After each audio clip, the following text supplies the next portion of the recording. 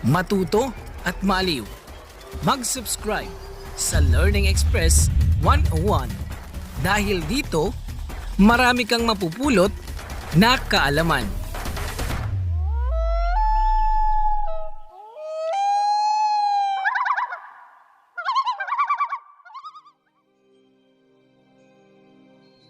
Ayan, kumusta mga ka-LE? At welcome sa ating channel, ang Learning Express 101. May interesanting topic tayong pag-uusapan ngayon. Pero bago tayo magsimula mga ka-LE, shoutout muna sa ating sponsor, ang Jekoy's Milkshake sa Bagong Silang, Caloocan City. Mga ka-LE, kapag meron kayong time at nagkikrave kayo sa Mango Graham Shake, bisitahin nyo na ang Jekoy's Milkshake dahil masarap ang kanilang mga products. 100% real na mangga ang ginagamit nila sa kanilang Mango Graham. Ito ay premium at walang halong kemikal. Shoutout sa Jekoy's Milkshake at maraming salamat sa pag-sponsor ng video na ito. At syempre, shoutout din sa ating mga channel members. Ngayon mga ka-LE, balik tayo sa ating topic. Pag-uusapan natin ngayon ang de-extinction experiment na nangyayari sa iba't ibang panig ng mundo. Alam nyo ba na kumikilos na ang mga scientists sa kanilang plano na ibalik ang mga extinct na hayop? Ano-ano bang mga bagay na dapat nating malaman sa eksperimentong ito? Naku mga ka-LE, hindi na ako makapag-antay na pag-usapan na talakayin yan. Kaya kumuha ka na ng pandikoko at kape. Umupo at mag-relax dahil pag-uusapan na natin ang de-extinction experiment.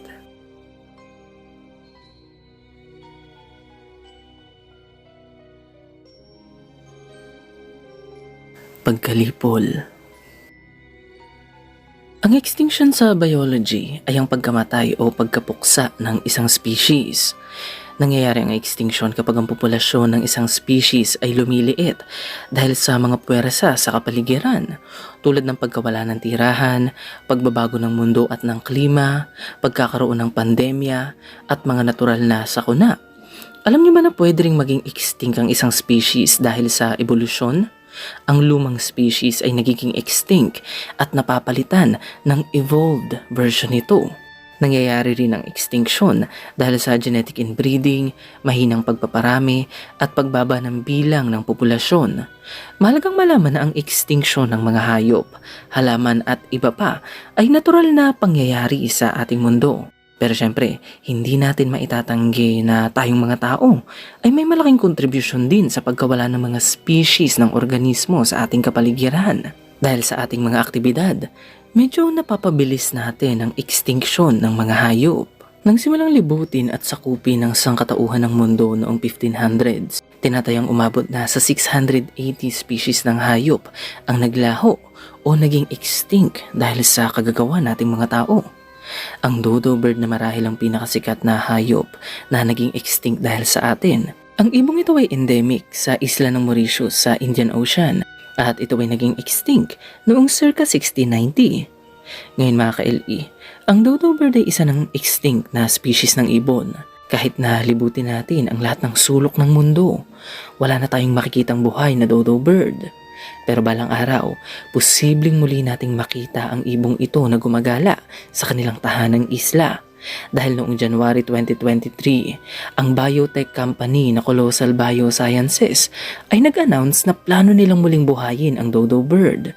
Ang proyektong ito ay kanilang sinimula noong 2021 kung saan kanilang inannounce na plano nilang muling buhayin ang woolly mammoth, ang higanteng elepante mula sa Ice Age. At noong 2022 naman, kanilang inannounce na plano nilang muling buhayin ang thylacine na mas kilala bilang Tasmanian tiger. Ang Colossal Biosciences ay naglatag ng ilang teknik kung paano nila isasagawa ang kanilang plano na ibalik sa mundo ang mga hayop na ito. Ang mga yan ay ang backbreeding, cloning at genome editing process. Dito muna tayo sa backbreeding mga ka-LE. Ano ba ang backbreeding? Ito ay ang proseso na tumutukoy sa selective breeding. Pero sa halip na i-breed ang isang hayop upang makabuo ng panibagong breed at species nito, i-breed ito ng mga scientist upang kanilang maibalik ang dati o sinaunang anyo nito. Ang prosesong ito ay ang pinakamadali sa tatlong prosesong inilatag ng Colossal. Sa katunayan nga mga ka-LE, una itong sinubukan ng mga German scientist na sina Heinz at Lust Heck noong 1920s. Sa pamamagitan ng backbreeding, sinubukan nilang ibalik ang aurochs. Ito ay isang sinaunang klase ng toro at ito ang ninuno ng mga modernong baka sa Europe. Ngayon mga ka-LE, posibleng magawa ang bagay na ito dahil ang mga katangian ng sinaunang aurochs ay taglay pa rin ng mga modernong baka na nakikita natin ngayon at ang proseso ng backbreeding ang magbabalik sa mga katangiang ito. Ngayon mga ka-LE, heto ng problema. Walang kasiguraduhan na tagumpay nating maibabalik ang extinct na aurochs sa backbreeding process. Ito ay dahil ibang-iba na ang kalikasan ngayon kumpara sa panahon kung kailan nabuhay ang species ng bakang ito. Bukod pa riyan, hindi rin garantiya na tuluyang maibabalik natin ang aurochs dahil posibleng makabuo lang tayo ng isang proxy species. Ibig sabihin, baka makabuo lang tayo ng isang klase ng baka na kamukang kamuka at taglay ang mga katangian ng aurochs, pero ang DNA nito ay ibang-iba sa aurochs. Ang pangalawang paraan na inilatag ng Colossal ay ang cloning. Ito na siguro ang pinakapamilyar sa ating lahat. Ang proseso ng cloning ay lumilikha ng genetically identical biological copies ng isang organismo. Ang proseso ng cloning ay gumagamit ng teknik na kung tawagin ay somatic cell nuclear transfer. Ngayon mga ka-LE, halimbawa, gusto mong i-clone yung alaga mong aso. Paano ba natin ito gagawin? Well, tayo ay kukuha ng cell nucleus mula sa aso na gusto nating i-clone. Ang nucleus na ating nakuha ay ating ililipat sa egg cell ng isang egg donor. Pagkatapos, ang egg cell na ito ay ating ilalagay sa sinapupunan ng isang surrogate mother kung saan ito ay magdi-develop at isisilang bilang isang identical copy ng aso na ating kinlone. Ang teknik na ito ay unang ginamit ng mga scientists noong July 5, 1996 kung saan tagumpay silang nakapag-clone ng isang tupa na kanilang pinangalan ng Dali. Maganda sana ang prosesong ito mga ka-LE, kaso nga lang, ang cloning technique ay maaari lang natin gamitin sa mga species na nabubuhay pa, hindi sa mga species na extinct na dahil kinakailangan nating makakuha ng intact living cell sa species na gusto nating i-clone. Ngayon mga ka-LE, ang pangatlong proseso ay ang genome editing. Ito ay isang klase ng DNA manipulation kung saan magagawa nating baguhin ang mga katangian ng isang organismo sa pamamagitan ng pag-i-edit o pagmamanipula sa mga genetic materials nito. Ang DNA manipulation ay nagdudulot ng pagbabago sa pisikal na katangian ng isang organismo tulad ng kulay ng mga mata, haba ng mga sungay at kapal ng balahibo. Ngayon mga ka-LE, ayon sa website ng Colossal Biosciences, ang De-Extinction Project ay makakatulong sa biodiversity ng kalikasan at magagawa nitong patatagin ang ecosystem. Halimbawa na lang mga ka-LE, nung panahon ng Ice Age, ang mga woolly mammoth ay naninirahan sa North America, Europe at Russia. At ang mga mammoth na ito ay ang rason kung bakit may malawak na grassland sa rehiyon ng Siberia noong Ice Age. Pero dahil ilang libong taon na naging extinct ang mga woolly mammoth, ang dating malawak na madamong lupa ay isa ng malawak na kagubatan ngayon. Plano ng mga scientists na ibalik ang woolly mammoth sa rehiyong ito upang maibalik ang dating grassland ng Siberia dahil pinaniniwala ang makakatulong ito sa pagpapalago ng biodiversity sa rehiyon at pagpapababa ng klima ng mundo. Siyempre, palalawakin din ng eksperimentong ito ang ating kaalaman sa biology. Heto pa mga ka-LE, palalakasin din ng proyektong ito ang turismo.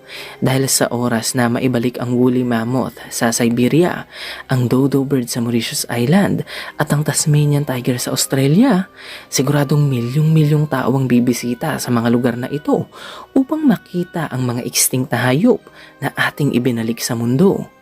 Ngayon mga ka-LE, kahit na napakaraming positibong bagay ang pwede nating makuha sa proyektong ito, hindi natin dapat isawalang bahala ang mga risk at problema na maaari nating makuha kung ating ibabalik ang mga hayop na matagal nang extinct. Tulad ng ibang scientific ventures, ang de-extinction experiment ay balot din ng kontrobersiya. Marami ang kumukwestiyon kung tama ba, kung sulit ba, at kung dapat pa ba nating ibalik ang mga hayop na matagal nang naging extinct. Ngayon mga ka-LE, kung nagtataka kayo kung bakit may mga taong kumukontra sa eksperimentong ito, pakinggan nyo muna itong sasabihin ko. Ang de-extinction experiment ay napakamahal, napakamatrabaho, at napakahaba ng oras na kinakailangan nating i-google dito. Hindi ito natatapos sa paglikha ng isang woolly mammoth o ng isang dodo bird o ng isang Tasmanian tiger. Kung talagang gusto nating ibalik sa kalikasan ang mga extinct na species na ito, kinakailangan nating masiguro na sila ay mabubuhay, magkakaroon ng stable na populasyon at magpa-function ng tama sa ecosystem. Dahil kung hindi natin matitiyak ang mga factors na ito, edi para lang tayong lumikha ng karagdagang endangered species. Ang kontrobersiya ay nagsisimula sa prosesong gagamitin ng kolosal sa pagbabalik ng extinct species. Ang prosesong aking tinutukoy ay ang cloning technique. Maraming tao ang umaalma rito dahil siguradong maraming species ng hayop ang maaabuso at mamamatay sa proseso ng pagkuklone. Halimbawa na lang mga ka-LE, plano ng mga scientists na gamiting surrogate mother ang Asian elephant kapag kanilang kinlone ang woolly mammoth. Sa unang rinig, wala kang makikitang mali o problema sa bagay na ito. Pero kapag nalaman mo na ang Asian elephant ay isa ng endangered species, paniguradong mapapaisip ka kung tama bang isaalang-alang natin ang kapakanan ng Asian elephant para lang maibalik ang woolly mammoth na matagal nang extinct. Heto pa mga ka-LE, may problema rin sa reintroduction o pagbabalik ng mga extinct species sa kanilang dating tirahan. Kapag nakalikha na tayo ng buhay na dodo bird at gusto na natin itong ibalik sa Mauritius Island, bukod sa dapat nating matiyak na mayroon silang maayos na food supply sa kanilang titirahan, may ilang mga bagay pa tayo na kinakailangang ikonsidera. Dahil ang dodo bird ay nag-evolve sa environment kung saan wala silang natural na predator, kinakailangan muna natin pag-aralan ang Mauritius Island bago natin sila ibalik dito. Kinakailangan nating matiyak na walang predator na naninirahan sa islang ito para makapamuhay at makapagparami ng matiwasay ang ating dodo bird. Ngayon mga ka-LE, kung inaakala nyong natatapos na dyan ang ating trabaho, well, nagkakamali kayo. Dahil kinakailangan pa nating bantayan 24/7 ang isla ng mga dodo upang masiguro na nagpa-function ng tama ang species na ating ibinalik sa ecosystem. Bukod pa riyan, baka manganib din ang mga hayop na matagal nang pumalit sa dodo bird. Dahil matagal nang nawala ang ibong ito sa isla, malaki nang pinagbago ng lugar na dati nilang tinitirahan. Posibleng balanse na muli ang ecosystem at ang mga species ay maayos nang namumuhay sa isla ng Mauritius. At kapag binalik natin ang extinct na dodo bird, bakang mga ito pang sumira sa balanse ng ecosystem. Kung iisipin nyo nga naman mga ka-LE, parang hindi nga sulit na ibalik ang dodo bird sa Mauritius Island kung mamamatay naman ang daang-daang species ng hayop sa kanilang pagbabalik.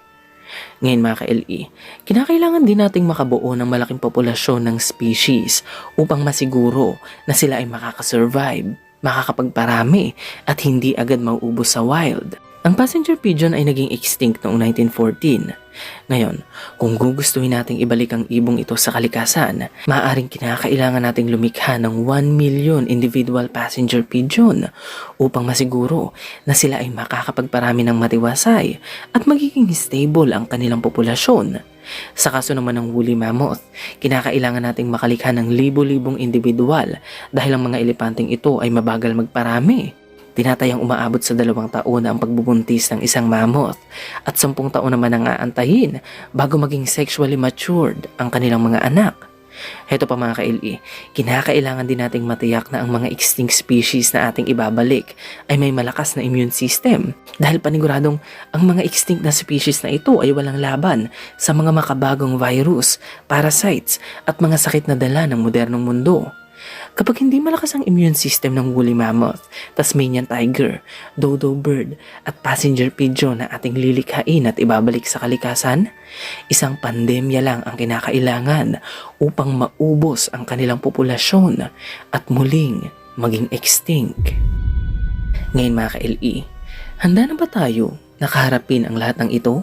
Handa na ba tayo na akuin ang lahat ng responsibilidad at gamitin ang ating mga pera at resources sa mga extinct na hayop na ito?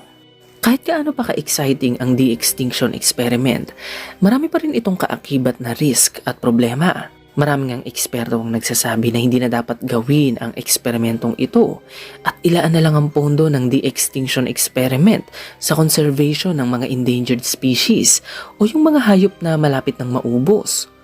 Kung ang milyong-milyong dolyar na ginagastos natin sa de-extinction experiment ay ginamit na lang natin sa conservation ng mga endangered species, baka sakaling maligtas pa natin ang mga hayop na malapit ng mawala tulad ng tigre, rhino, orangutan, pawikan, balyena, agila at elepante. May punto sila rito mga ka-LE. Ang de-extinction experiment ay napakagastos at hindi lang pera natin ang nawawaldas dito dahil kinukonsumo rin ito ang ating oras at mga resources na dapat ay inilalaan na lang natin sa mga endangered species na pwede pa nating iligtas. Ngayon mga ka-LE, tulad ng sabi ko kanina, ang extinction ay isang normal na pangyayari sa ating mundo. Ayon nga sa pag-aaral, may kinalaman man ng tao o wala, umaabot sa 150 species ang nagiging extinct araw-araw. Ibig sabihin nito mga ka-LE, may mga species ng hayop na nagiging extinct na, hindi pa man natin sila nadidiskubre o napapangalanan. Ang pagbabalik ng mga extinct na hayop ay exciting at maaari rin itong itama ang ating mga kamalian sa nakaraan. Pero, kailangan pa rin nating tanungin ang ating mga sarili kung worth it ba na gawin ang bagay na ito. May rason kung bakit nagiging extinct ang mga species. Kahit na ibalik natin ang mga iconic na species tulad ng mammoth at dodo bird, hindi pa rin ito matutumbasan ang libu-libong species ng hayop na nagiging extinct taon-taon. Ito marahil ang rason kung bakit marami ang kumukontra sa proyektong ito. Hindi nila nakikita na worth it ibalik ang mga extinct na hayop dahil may rason kung bakit sila naging extinct. Sa ngayon, kinakaharap ng mundo ang usapin sa climate change. Ang ating planeta ay painit ng painit. Kung ibabalik natin ang dodo bird, passenger pigeon at Tasmanian tiger, sigurado ba tayo na meron pa silang papel na gagampanan sa kalikasan? Mga ka-LE, ano sa tingin nyo? Tama bang ibalik natin sa mundo ang mga extinct na hayop na ito? At ayan ang de-extinction experiment. Ngayon mga ka-LE, anong masasabi nyo sa topic nating ito? I-comment nyo na yan sa baba at babasahin natin isa-isa ang mga yan. Huwag nyo kalimutang bumisita sa pinakamalapit na Jaycoy's Milkshake sa inyong lugar. Huwag nyo rin kalimutang bisitahin ang ating podcast channel, TikTok at Facebook page. Ang link sa mga yan ay makikita rin sa ating description. Gaya ng lagi kong sinasabi, maraming salamat sa pagsama sa amin ngayong Sabado. Kita-kits sa susunod nating video dahil marami pa tayong interesanting bagay na pag-uusapan. Kaya huwag kayong mawala Mga ka-LE, sana nagising namin ang isip nyo. Walang bibitiw, kapit lang. Hanggang sa muli mga ka-LE. Salamat!